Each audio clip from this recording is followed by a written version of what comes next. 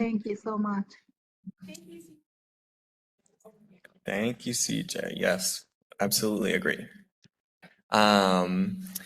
Last up is Josie Hensley, who's going to be coming and talking to us about PICU Data Collection 101.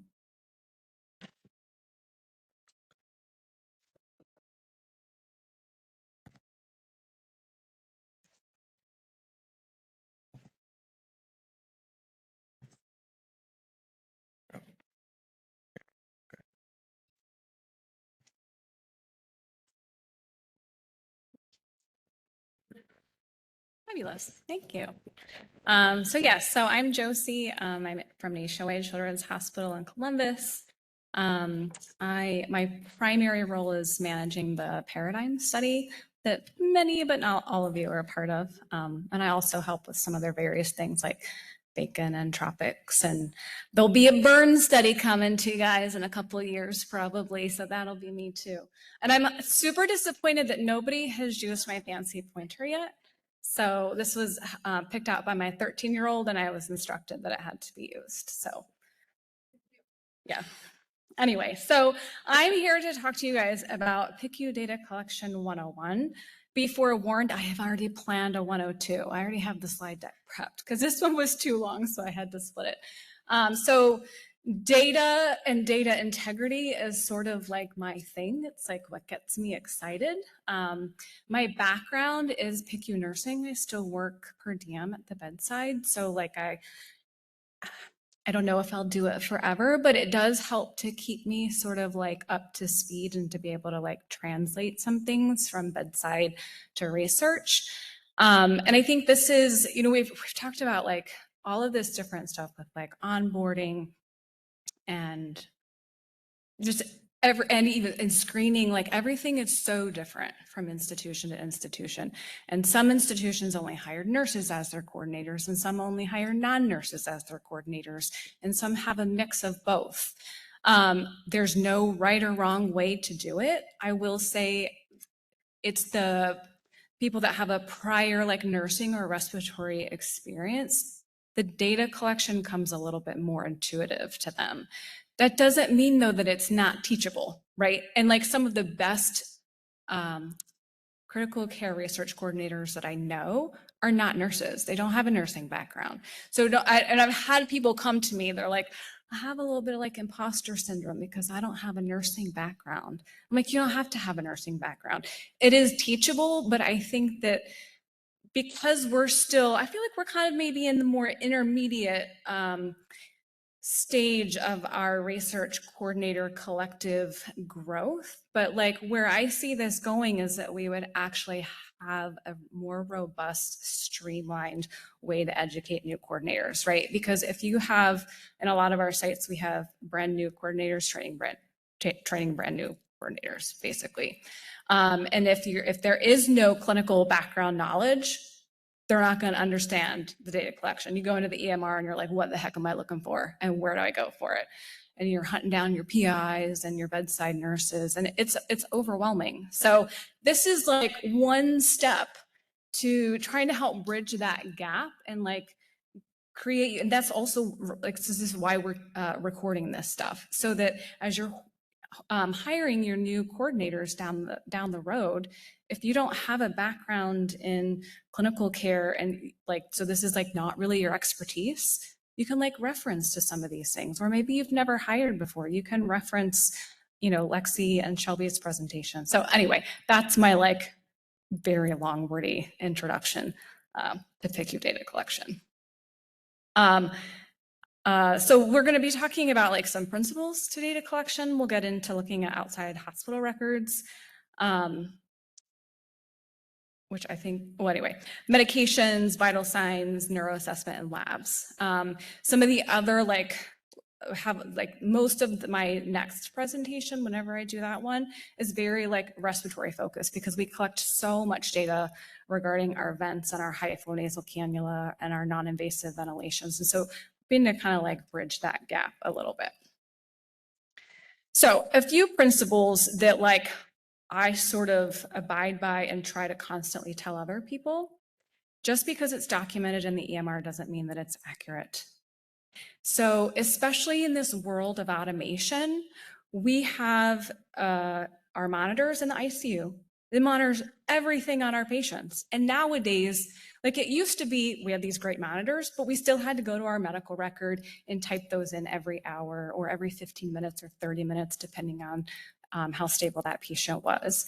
Now, all of that information pulls into the medical record, right? And from a nursing standpoint, the way that this works most often, again, I don't know if this is so accurate for Cerner, but for Epic, this pulls over into the medical record. It shows up as like a grayed out field. We as the bedside nurses have to click and file. We have to basically verify that like we're filing those vitals that the monitor pulled over. How many times are we going back over our 12-hour shift? We haven't documented anything and we just like file. And we don't realize that like there are data points in there that like the patient didn't actually have a heart rate of 285. They were having their chest physiotherapy done by the respiratory therapist, but somebody filed that. And then you come behind as the research coordinator, or we come behind as the research coordinators, and then we're like, do we document that? Is that real? You know, and most people, again, if you don't have a clinical background, you don't know what questions to ask. So you're like, yeah, that's what's documented. Don't I go by what's documented? But it's not. So these are the things to like be aware of. Just because it's documented doesn't mean that it's accurate. And from a research standpoint, we are the bridge to, when we're doing a research study, you're doing either observational or interventional or whatever, you're collecting your blood samples and you're making sure that you're being compliant when you get consent, and data is a whole nother part of that, right? And so if the data that we're collecting is not physiologically accurate to the patient, then we're basically analyzing stuff that's not going to be meaningful to our study. So just because it's documented doesn't mean it's accurate. Then again, we work with PICU patients that are very unstable sometimes. So sometimes there are really out of range wacko vitals or labs. And so you might get queried on these for studies. They're not querying you because they're saying you did this wrong. They're querying you because they want you to like verify or ask questions. And sometimes that is going to be accurate. But hopefully through this presentation, I'm going to be able to try to help you parse out when you should be asking questions.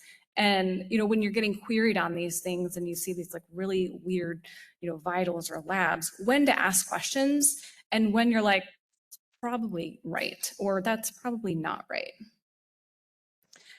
If something's documented in the EMR and you choose not to document that in your case report form for your study, you have to back that up.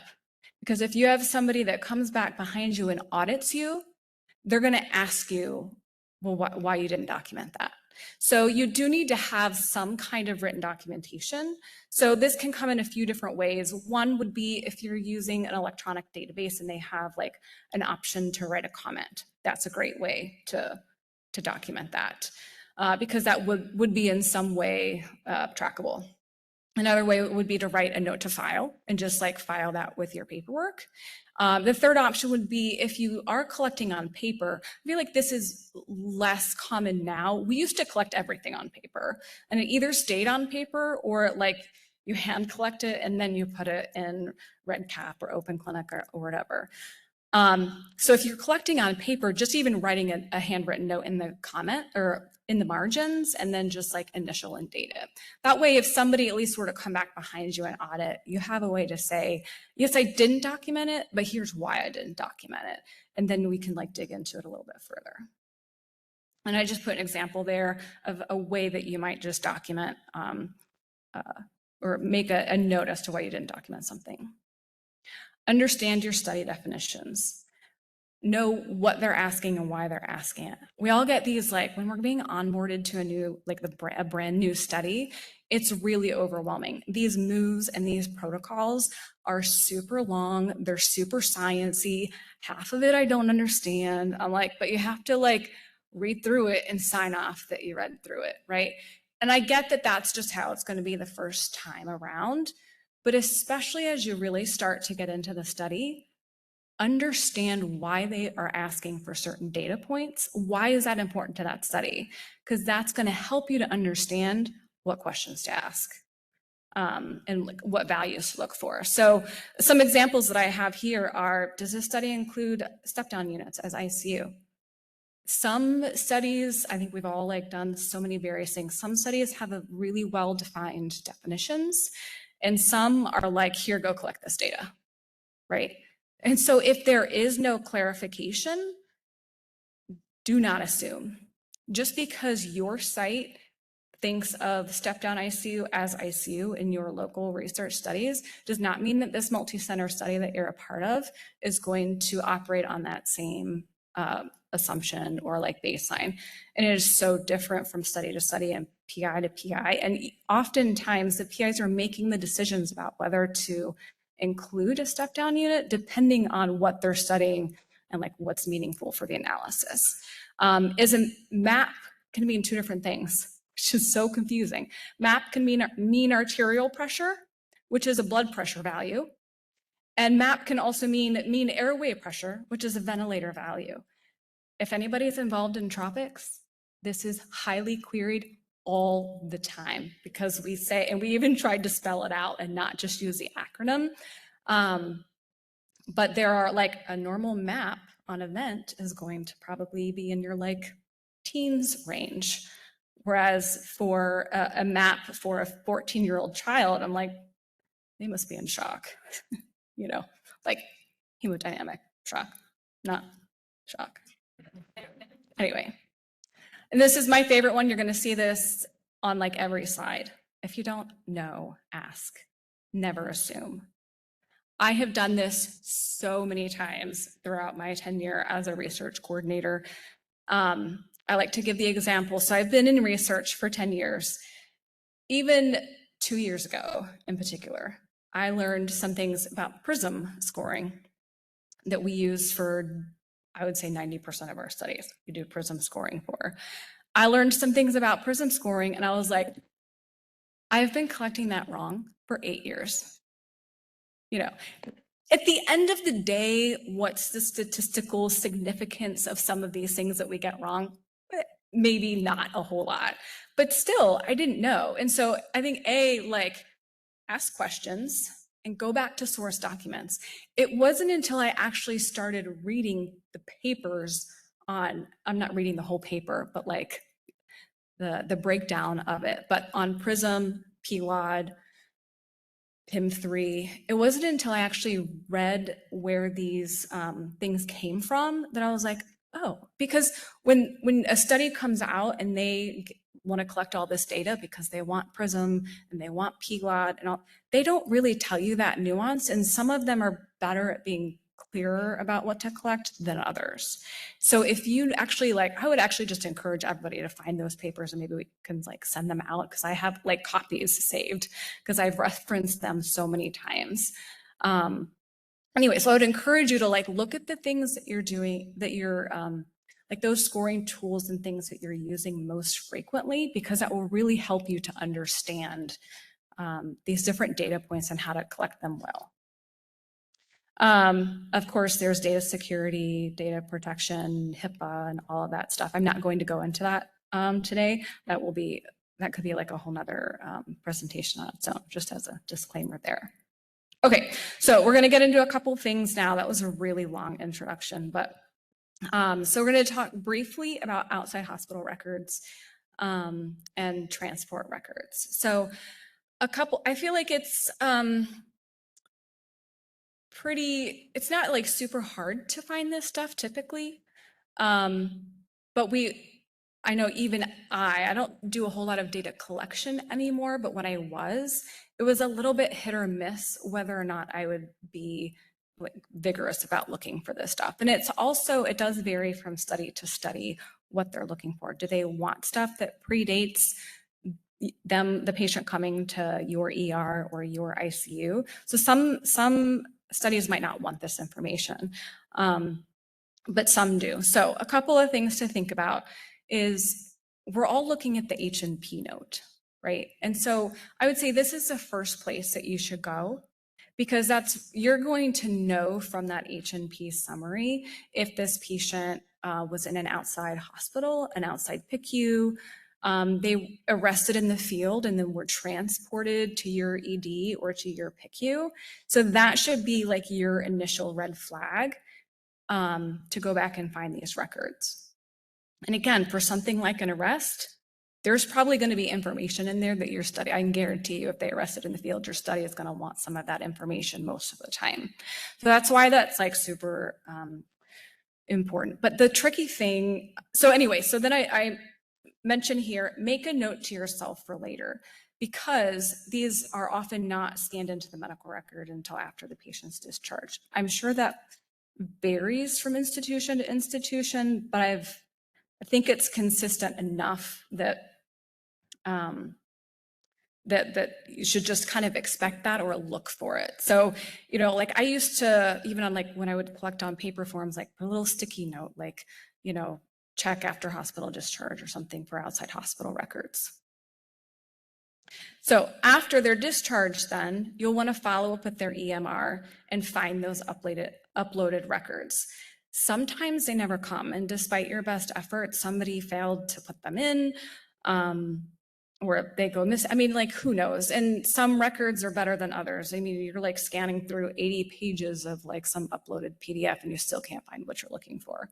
But definitely review those records. I would say give it a week or two. If there's no records uploaded after 2 weeks of, you know, past when they are discharged, just call it a day, probably, unless you know that there's some other like standard for your hospital. But were you going to say something? Yeah, please. So our institution no longer scans the outside records. Interesting. Because of storage space and things like that. So I know that that's the case. I will go and copy anything that I want, that I know I'm going to need as a source document for later. From their hard copy medical record? So it will come in, like if they come from an outside institution, they'll come with a packet of paper. So Oh, I'll yeah. go photocopy them Oh, interesting. for if I know that I'm going to need it for a source, Okay. rather than people come back later and say, where did you get that? Yeah. Okay. Because That's I know a good idea. it won't get scanned. Interesting. I didn't know that people were scanning them at different places. Okay. So yeah, I mean, I guess, but that like also speaks to the point of like know your institution's practices and where to find stuff. In a lot of medical records, you're going to find this in like the media tab as like just kind of an uploaded file. But again, and if you don't know and you don't have a person that you can readily go to, a couple of good resources. I think a couple of your best resources for like data and like knowing where to find stuff is you're going to be your nursing educator in the PICU, or like an Epic Cerner super user type person. So this is just like one example of a transport record. There are like all these different, you know, you've got when they called, when the dispatch is like when the squad actually left, or when they were dispatched to the call, and then when they actually left to go to the call, when they got to the scene, and, you know, all the, whilst many of these times you're not going to need, sometimes these are help you to get your like best estimate windows, right? Like how many times are we like guessing when something happened, because it's not clear because it happened before they got to your hospital. So sometimes, especially if you're in Paradigm, I'm like, best guess, you know, if it's something that happened at the scene. So these are really helpful. Another thing that you're going to find in your outside hospital or your transport records that could be incredibly valuable to your study are going to be vital signs and labs. If it's like a squad transport kind of thing, you're probably only going to have like maybe a chemistry and a blood gas. If they were at an outside hospital, you're going to have more extensive stuff, of course. But use all that to say, like, this is gold. Some of this is very important information to this research, and so we don't want to just bypass it because it's a pain in the butt to get. Just other examples like meds, it tells me, you know, when the patient was placed on BiPAP, and, you know, probably Tylenol is not going to matter so much, but like if you're looking at antibiotics, like when they got vancomycin, things like that. So Okay, we're going to pop into medications briefly. This is just sort of like high level overview to help you understand, I think, some of like the language and ordering and things like that. So there are a couple of different things when you're collecting data to understand. So you have a couple, so this is a snapshot of an order. So on the right here, I've highlighted, this is the ordering date and time. So this is when the physician or the nurse practitioner signed the order for this medication. On the left, where it says scheduled date and time, that's when they said, okay, I'm signing this now, but I want you to start this later at noon or 1600 for this example. Now, I've seen different medical records have different like language for that, right? And sometimes, so just like be aware of scheduled start time, ordered start time, administered start time, because these all kind of play into the different, how you're going to collect the data. So now this is, so in, at least in Epic, when you go into the order, typically if you scroll down a little bit, you can find the full administration report. So under that particular order, what were all the different times that somebody signed off this medication? So you can see we've got an action time and a recorded time. So again, me as a bedside nurse, I might go into the room and I'm signing off. It should not happen, but it does happen, right? I'm signing off something that I gave 30 minutes ago. So your action time and your recorded time are going to be different. The recorded time is the time that the computer recognized me as being at the computer, signing that off. And my action time is I'm going to actually backdate this. Most often this is going to be, this was a code scenario. So you can bet I'm not signing and scanning all my meds off. I'm writing on a piece of paper as they're doing compressions and giving epi dose. And then after the code, then you go back, the physician puts all the orders in, you sign everything off. So those are the kinds of discrepancies. Typically it's the action time that you're going to care about. Because that's when the medication was actually given. So that is what is like physiologically relevant to your data. So that's just an example of one that was like backdated. It was only by like 10 minutes, but. On this left-hand side, this is another thing to like pay attention to, is you're gonna see basically what that action was. Most of the time it's just gonna be given, but it could be medication held, medication restarted, medication wasted, rate verify, and all these different things. So just like pay attention to that, because that might, wherever you're finding this information, if you ignore that left-hand column and you're only looking at the action time, you might be thinking that they gave it at that time. But if you actually go over to the left, they're saying held. So that wasn't a given medication. You don't actually want to document that. There's all the different places you have to look for these different things. Continuous infusions are super fun. And I think there is some like verbiage confusion around what's an infusion, right? We use the word infusion and there's like continuous infusion, there's intermittent infusion, and sometimes they get lumped into like the same category. Like I've told people before that I'm looking for an infusion, which I think of as a continuous infusion, my epinephrine, my Precedex, for sedation and things like that. And somebody else sees, like what's a common, like IVIG. IVIG is a medication that we run over several hours, but it's like several hours at one snapshot. It's not a continuous infusion. It's like IVIG is ordered as one dose, but you have to just run it over several hours because of the safety of the infusion through the IV. But that's a dosed medication, or I mean, they're all dosed, but that's like a single snapshot medication. So if I'm documenting IVIG, or like some of antibiotics are another great example. A lot of our antibiotics run over half an hour, 2 hours, right? That's still, even though we're infusing it over a period of time, that's still like a single dose medication, as opposed to a continuous infusion where they're typically documenting hourly, like your epinephrine drip or your, like I said, your Precedex drip and things like that. So one way that you can look for that is here. have highlighted kind of those boxes. If it says continuous, and that's like a continuous infusion, versus if there's like a frequency to it, then that's going to be more of like a dose, like a single dose kind of a medication. The other like fun part about continuous infusions is you can have a continuous, but then you can bolus from that infusion and give like a one-time extra dose from there too, which would be in the kind of the intermittent sort of category. So just all of that just to say, like, understand what the differences are, so you know what questions to ask, or so you like kind of understand what yeah, if somebody comes to you and says they want an infusion of some kind, then you're like, oh, I remember something about that. What is it that they're actually looking for? Okay.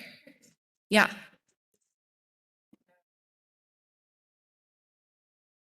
Oh, yeah. You document the time that it started. Thank you. That's a great question. So the question was, when you have that, let's take an antibiotic that runs over 2 hours, what time do you record? When it started or when it stopped? You're always going to record when it started.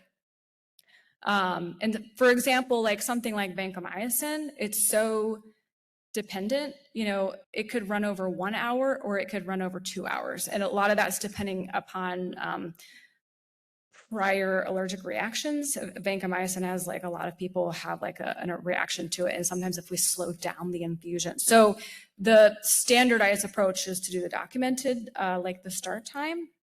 And another thing that also made me think of is some institutions have gone toward, for a medication like that, for like vancomycin, they want the nurse to document when it started, and then they want them to go back into the medical record and document when it stopped, right? So you might see for one medication a start time. So this example on the right, ceftriaxone, you can see when they started it at 14:14, and then they documented that it ended at 14:44.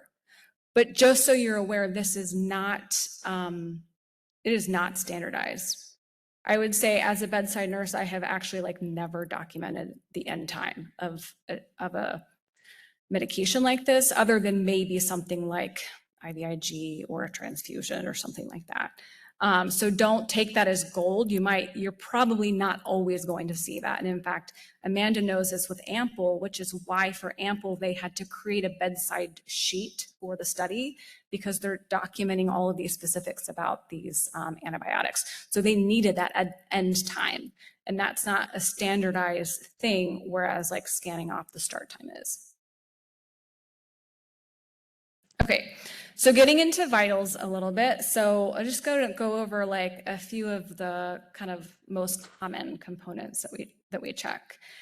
So looking at heart rate. So you can see here, so this is the same patient, but if you, I'm not sure how many of you are familiar with this. So if you were to click for pulse under the far left hand column, if you were to actually click on pulse, it would like highlight that whole row for you. You can right click on that and it'll actually pull up, or there are other ways to get to it, I think, but you can actually pull up a like a graph of it to see. And sometimes this is really helpful to use the graph to like easily pick out your highs and lows. So you can see on the graph, the patient's, you know, kind of sitting in a heart rate of like 130s to 150s, but they've been pretty consistent, right?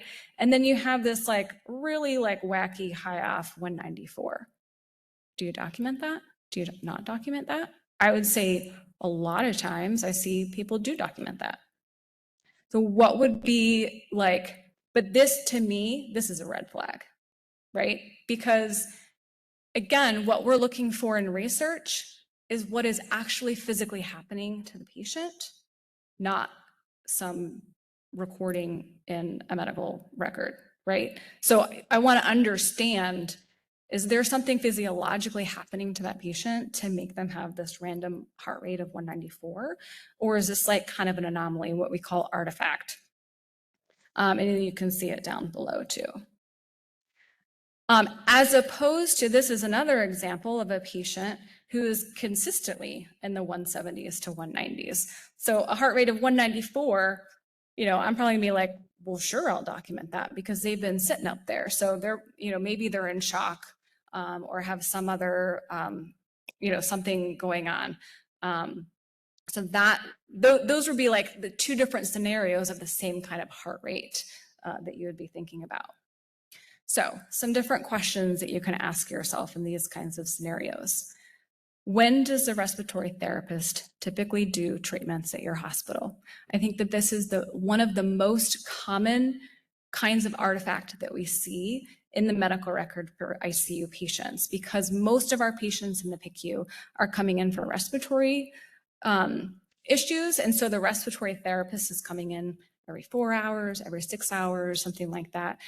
They're shaking them with the vest, or they're patting on their chest and suctioning them out. You've got a little baby, so you can guarantee that every 4 hours when that RT comes in, that baby is going to be screaming up a storm, and their heart rate's going to be, sometimes actually our alarms in the ICU when a respiratory treatment is going on, the alarms monitor, or they alarm VTAC for like 10 minutes while they're doing their treatment. My patient is not in VTAC, which is like a ventricular rhythm.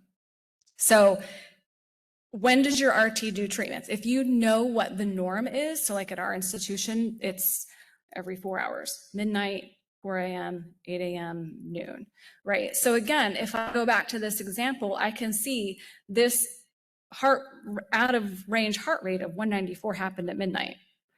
In my mind, I'm like, I'm probably not going to document that in research, because I can just about guarantee you that this patient was getting respiratory treatment, right?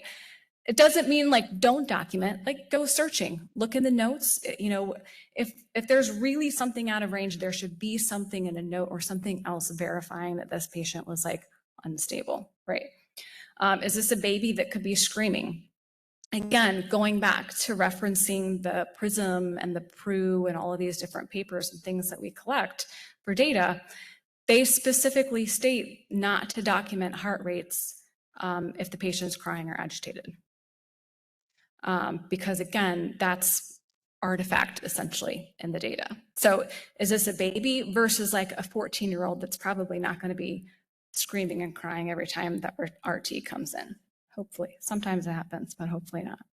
And again, if you're really not sure, like you can't really find supportive documentation that like that heart rate of 194, that you can verify that was real, but you're just like not really comfortable with like not documenting and saying that it's not true, ask your PI, right? Like they should be your go-to. Now I might specify, or I might alter that a little bit to say, ask your PI or like a clinical physician, a clinical person. There are sometimes PIs in our studies that don't have a clinical background. And sometimes the decision-making for things like this, you need like a clinical person or, attending physician or fellow or something to help you mitigate that. Similar sort of scenario with temperatures. This is the most common one other than heart rates that I see. We use a lot of temp probes in the PICU. It's typically this really skinny probe that's either taped under the arm or we stick it up the baby's butt, and we want to continuously monitor their temperature because they're unstable. These probes come out really easily, where you have like the 4-year-old that's laying in bed like this, and they've got a temp probe under their arm. That is not monitoring their temperature, right? Or how many times have I gone into my patient's room, my baby's room, and I've changed their diaper and I've made them scream for 15 minutes and I get them all swaddled back up, and I go back and I'm sitting at my charting and I'm looking at their monitor and I go, oh shoot, I didn't put their temperature probe back in. I am not going back in that room to wake up that baby and stick that probe up his butt, and unless there's some like really good reason for me to do that. So, but again, this is something that like we just sign off when we do our charting without thinking about it. And then again, people are documenting then for research temperatures of like 23, 25, 28 degrees Celsius, which are not, again, physically relevant to the patient. I can guarantee you it's not physiologically possible for a patient's temperature to drop from 35 degrees Celsius to 28 degrees Celsius and back up to 35 degrees Celsius in less than an hour. Guarantee it.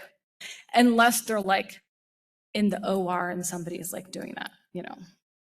So again, what are some things you can ask yourself? Is this temperature physiologically plausible? If a temperature is less than 30 degrees Celsius, you should ask questions. Do not just document a temperature of 30 degrees. A low temperature in the PICU would be 32 to 34.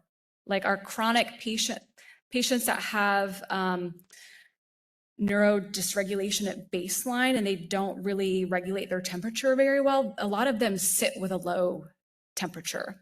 But even a low temperature would be like 34 degrees Celsius. 32 would be the more extreme end of that. So like less than 30 is like, whoa, whoa, whoa, like what's going on? I'm not saying that it's never, ever accurate. And I would say even in post-arrest care situations, we're typically not going to be trying to get their temperature that low. We might want to cool them. 30 degrees is still pretty darn low.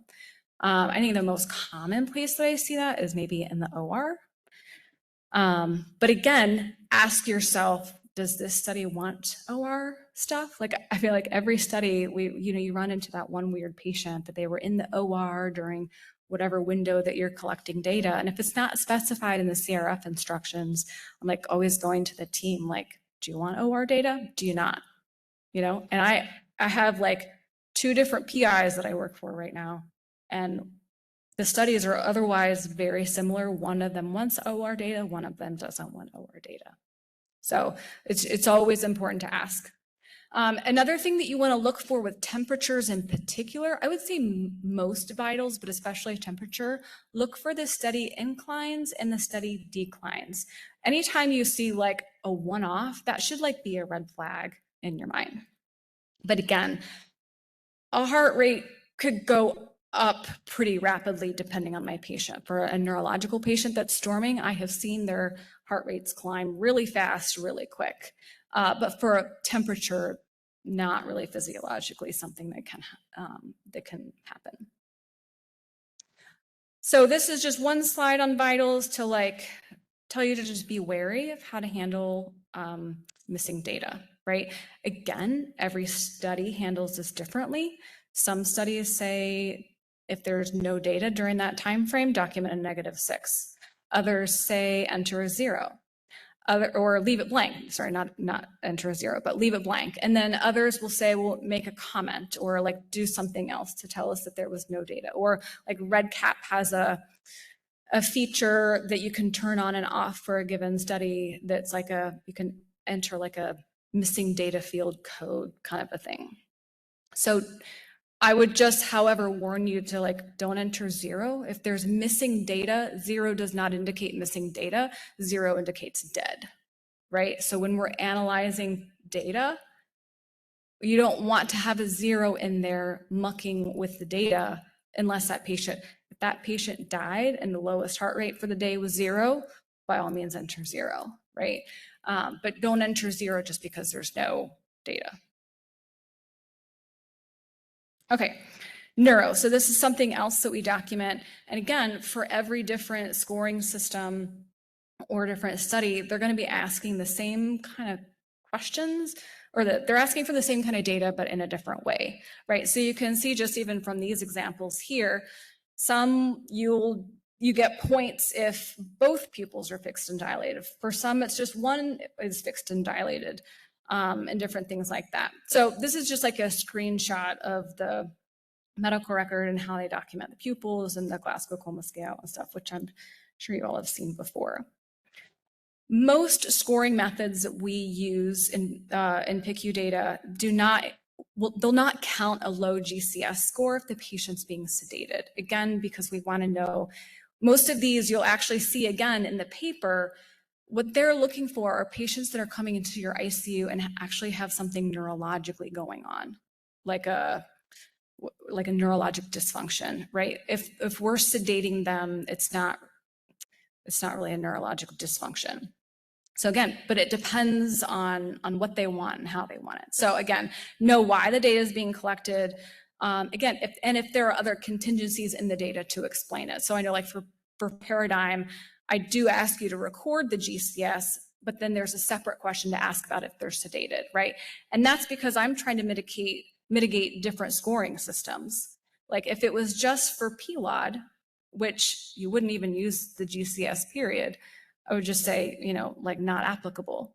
But PRU will still use the GCS for that scoring. So you have to like understand or kind of know what the different things are. So again, if you're not really sure and the patient's being sedated and their GCS is really low and you're like, am I supposed to be documenting this or not? It's not clear, then just like ask the study team. So there's sedation, and then there's neuromuscular blockades, which are, it's a paralytic. We're essentially completely paralyzing their whole body. So that's like the whole idea of sedation, but taken to a whole new level, right? Because we are really dampening every, you know, sort of neurological response in their body. And that's also why in these scoring systems, you'll see they're not just asking if the pupils are fixed, they're asking if they're fixed and dilated. So if I have a patient on a continuous infusion of vecuronium, which is a neuromuscular blockade, I'm paralyzing them, their pupils are probably going to be a 1 and fixed, is what I see most of the time. Are they truly fixed? I don't know, because they're so pinpoint, I can't really tell if that pupil is reacting to light at all. But also a 1 and fixed is, we know that the neuromuscular blockade is doing that. When the pupils are greater than 3, which would be dilated and fixed, there's something happening in the brain that's typically swelling, you know, it's causing things to compress. You're going to see that in your neurotraumas, you know, things like that. So just some things to be aware of. Oh, so ask yourself, is the patient being sedated? Are they on a neuromuscular blockade? Did they receive eye drops for an exam? I actually got this question recently. Was it you? Maybe it was somebody else for Paradigm asking about the eye drops. It's actually so infrequent that like when I write CRF instructions, I don't even include it, and I probably should, because the PLOD and PRISM specifically state in their papers if their eyes have been if their pupils are being dilated for an ophthalmology exam, don't include that. Yeah, don't include that as dilated pupils, right? Because that's not what we're asking when we want to know if they're fixed and dilated. What we're asking, why we're asking it, is if there's a neurologic dysfunction going on. You know, you and I could walk into a doctor's office and have our pupils dilated, and we do not have neurologic dysfunction. You know, so anyway, so these are all like kind of different questions to ask yourself. How am I on time? 12:20. I'll try to wrap up pretty soon if I can. Okay, labs. I'm sure you all have seen hemolyzed labs. And so in our EMR, the with the arrow, or wait, one or the other. I think it's the red with the arrow, it just says out of range, and the highlighted as if it's hemolyzed, but so know how your EMR documents it. But so hemolyzed labs are when the red blood cells have burst, and that's often like the sample has been sitting too long before it was processed. If it was like a finger stick, somebody was like squeezing it too hard. Let's say somebody shook the sample like really vigorously. All of these things cause a red blood cell to burst. And then when that sample is run by the lab, it actually will throw things out of range. Not everything, but a lot of things. And so this can actually cause essentially like errors in your data if you're then transposing that. Again, I'm not saying never to document it, I'm just saying to be aware of it. So some things you can ask yourself: did the clinical team treat that blood value? And you might not even know what that means, right? That might be a question that you go to your PI and say, the potassium was hemolyzed and was 9.5. Like, should I be documenting this? Did they treat that value? You know, things like this. So those are questions to be asking. Was there a repeat test done within 2 hours of the hemolyzed value? If the clinical team really cares and really thinks that that was a hemolyzed value that they're concerned about, they're going to ask the bedside nurse to redraw that lab. And sometimes it's still going to be hemolyzed again, because if I have a small baby that has no IV access or no no lines that draw, and my only option is to do a heel stick. If you've ever done a heel stick before, sometimes it can be really hard to get them to bleed, and your only option is to squeeze and squeeze and squeeze, in which case you're going to be hemolyzed. So all that to say, there might be a repeat one, right? Might be a repeat one done and it's still hemolyzed, and that's just because it can be really hard on these kids to get a really good blood sample. But if you see a hemolyzed sample and you notice that there was a repeat done within 2 hours that's not hemolyzed, you're probably pretty safe to just completely ignore that hemolyzed one and use the next one for your values. And again, that's something that you're going to want to probably document in your CRF. And does the study give guidance on how to handle hemolyzed lab values? And again, just always go back to them or the study PI to ask if you're just really unsure what to do with it. Briefly about blood gases, not all blood gases are created equal. We have venous, arterial, and capillary. It just has to do with where it was drawn in the body and where the blood is at in the process of oxygenation and things like that. Most CRFs will tell you if they want arterial, venous, or capillary, or all of the above. If you're not sure, ask. If you see this small a before a value, it means that it has to be arterial. Otherwise, in the instructions, they might not specify, but if it has that little a, that means that it has to be arterial. So it could be a PaO2. A PaO2 and a PO2 are the exact same thing. It's just a matter of the source. A PO2 could come from anywhere. A PaO2 indicates that it's arterial only. And that does make a big difference in some studies on what it is that they're looking for. Okay, so this is a big one. Other lab values are often included in the blood gas if they do a point of care test.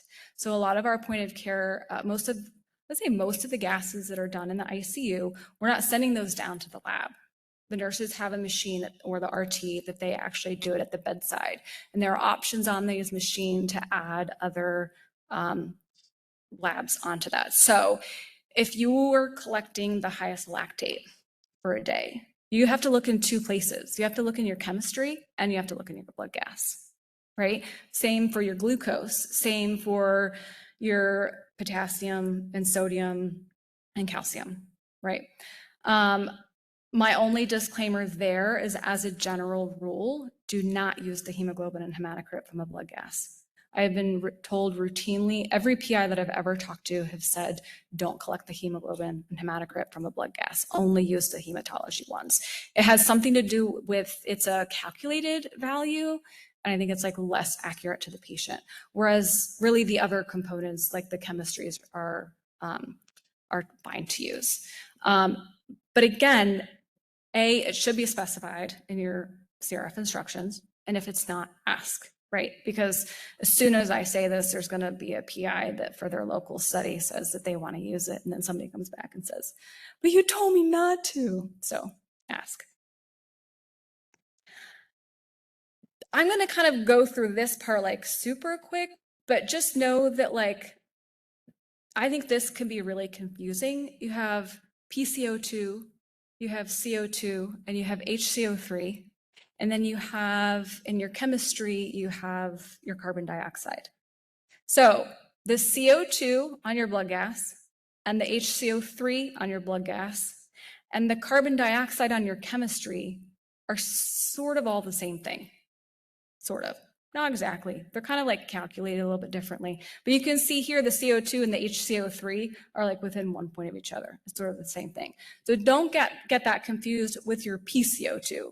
That is a totally different, your PCO2 is actually super important to how they're ventilating your patient. They're going to use these values to adjust the ventilator. So again, there are going to be some studies that they want, and again, you've got language TCO2, bicarb, carbon dioxide. Some might only want you to be collecting the carbon dioxide from the chemistry, and some might want you to collect it from the chemistry or the gas. So again, this just comes into play know what you're collecting and like ask questions about where they want this stuff to come from or if they care.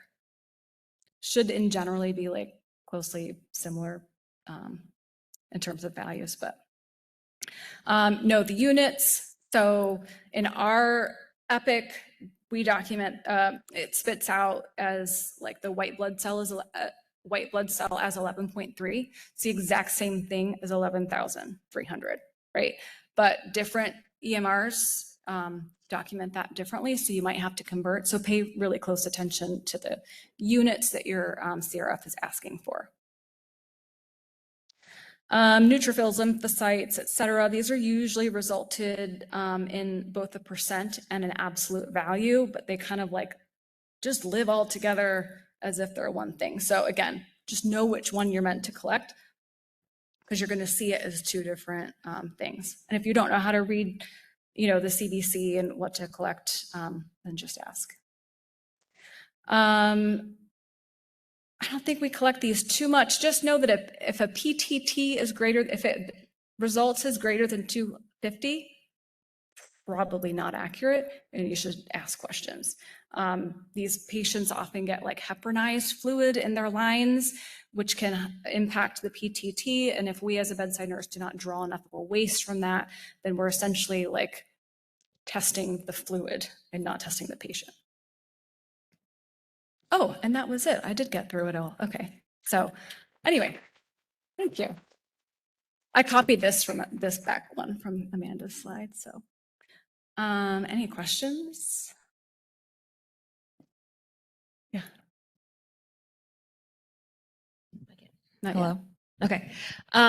Going back to the labs, I actually got a question recently from a site. I don't know, maybe you might have gotten the same question regarding like the hemoglobin hematocrit values. And I don't know if this is every site, but the question was about hematocrit values from a critical care panel, which their staff at this site monitor some specific labs, and it's drawn as a chemistry instead of hematology, and it's sent to their clinical lab, and it's not a point of care test. So this person had discussed with other study teams, and for one of the studies, I think it was Tropics actually, did not want to use the value of hematocrit when it came from a critical care panel because that test is not used to make clinical decisions. And like you were saying, kind of going, varying from study to study, different PIs might want different things. For us, for example, for ample, if it is a true value, then we were fine to use it, but we would prefer something that would come from like a CBC. I don't know if you've had experience with the critical care panel. Yeah, I've never heard of that before, but it does make sense that because it's the same with the point of care, they won't use the H&H from a point of care to make clinical decisions. So it makes sense. But yeah, I think I just echo the like ask questions, sort of a thing. Know what some of these differences are, and if it's something that you've never seen or heard of before, just know why or know what to ask. And it's sometimes hard to know like what to even ask about. But that was kind of our question: is is it a true value? But if it's not being used for clinical decisions, why is it not? What's a true value? Right. And again, I think that's where it comes back to like, it might be a true value for one purpose and not a true value for another purpose, sort of, if that makes any sense. But I think that's, again, where it has to come back to the PI and I guess like what their rationale is for, because they at the end of the day have the final say. I guess that kind of helps with, I was going to ask, when would you advise going to your PI versus reaching out to like the main site coordinator for these types of questions? Yeah, that's a good question. I guess it depends on the study. I think for a multi-center study, I would go first to your main point of like your main contact person. So the lead coordinator, whoever's running that study, I would go to them first to like minimize, most of the time they're probably going to be able to answer your questions because they've been doing it routinely. And they're going to be like a quicker bridge typically to the PI. Like if somebody is asking me a question for paradigm, if I don't know the answer, I can probably like just text or call Mark and get a really quick answer. If you try to call Mark directly, he might not ever see your email. You know what I mean? So I think in a multi-center situation, use your like first line person. If it's a local study that like you have a team of coordinators working on, you know, maybe go to your most experienced coordinator first and like ask because they might know. And then beyond that, you might go directly to your PI. Like there are a lot of like local, like specific things that I would probably just go directly to my PI, but it does depend. But I will also say there have been a number of times with Paradigm even specifically that people have gone to their PIs, to even their personal PI, to ask a question about Paradigm before coming to me, which isn't like the wrong way to go. It's just like one way to go, right? And they are your, you know, they're probably, it's easier to contact them, right? But they might sometimes, if they're not a super involved PI, they may not have the right answer for what the main study wants. So all that to say, I'm not saying to distrust your PI in that situation, but if you get an answer from your PI and you're like, I'm not really sure if that's right, don't just like take that as gold, right?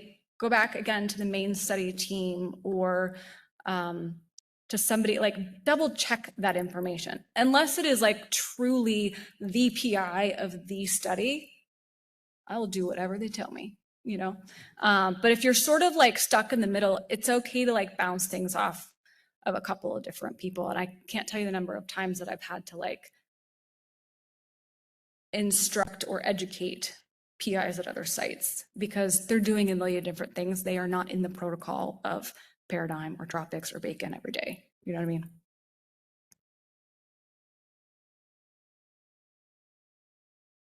So am I hearing that we're not using point of care tests for data? For just, so like. what- Just for 'cause we've hemoglobin been- and hematocrit. We've been doing like a lot of bedside chemistries now. I think they just updated like our, what are they called? iStats. Yeah. So No, do use those do you for use the bedside chemistries. chemistries? Yes, Okay. because they will treat, like if I draw an iStat and my potassium is really low. Okay. They might tell me to treat my potassium based on that, right? Or, and maybe not, they still might have me send another one to like double check. But from what I have been instructed over the last 10 years from multiple PIs, the consistent theme has been, yes, use the chemistry from your point of care. So use everything from your point of care test, except the hemoglobin and hematocrit. Okay. Unless you're told otherwise by your study PI.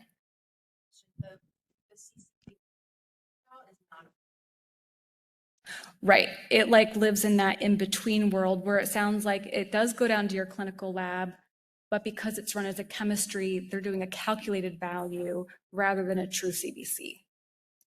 Yeah. One other thing that we didn't talk about that's kind of like along the whole lab Yeah. thing is calculated maps like from the cuff and if your patient has an arterial line. I think that that's. Oh, thank you. That's a Yeah. great point. Yeah. What's your question about the calculated map? There's no question. It's just along these lines, I just thought it would Okay. be nice to talk about.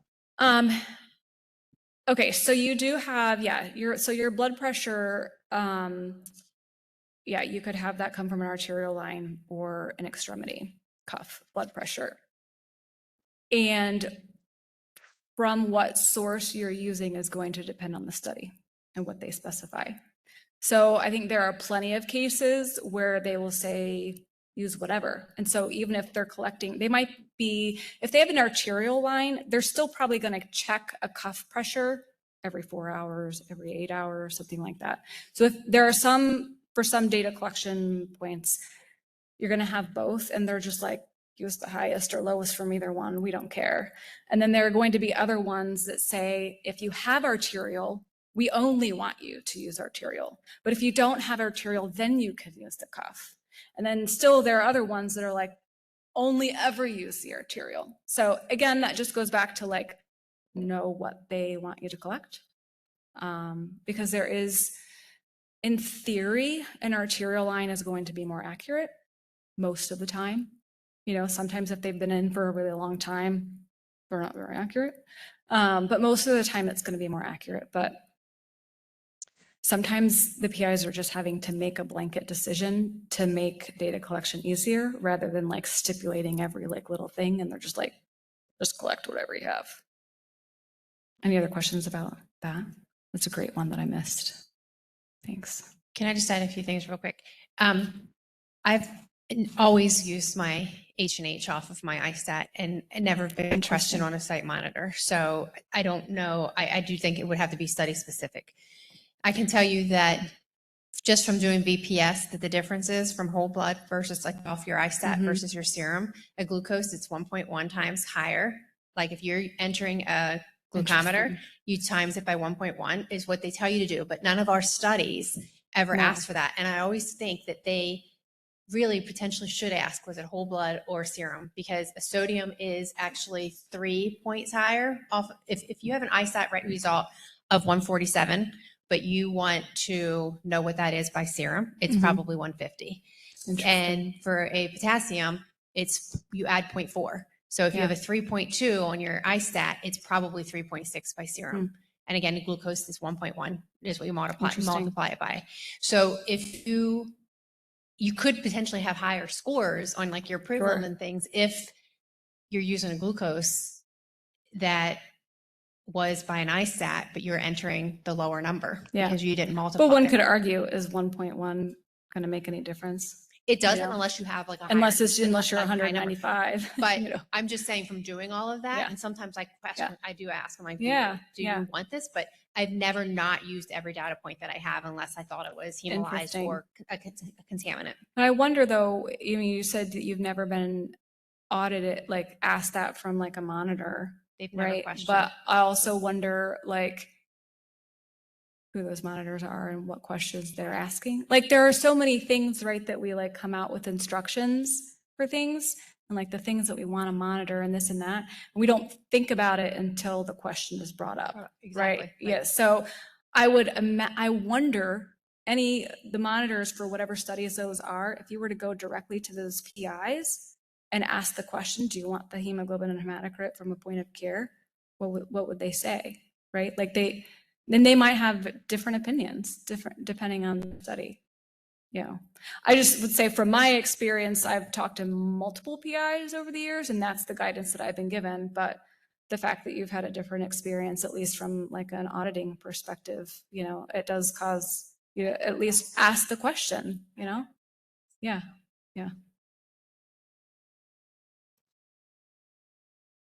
Cool. Well, you can look forward to 102, which is all about respiratory. So, if you want to, while Ryan does a little closing, take a little second to give us some feedback on the day and what you'd like to see in the future. Hi, yeah, thanks again, Josie, for that awesome overview of data collection. And thanks everyone for attending our first education day. Please do fill out the feedback survey so that we can get some info on what you guys thought of the workshop and things that you would maybe want to see in future workshops that we can cover next time. The goal will be for this to be something that we do at least once a year, if not before, maybe eventually before every conference. And also that it'll be something that we can keep coming back to. So we want it to be new topics and, like we're growing off of foundations that we've made at the last education days. Does anyone have any questions or comments about how they'd like to share currently about how the day went or anything like that from any of our speakers? Anyone online maybe?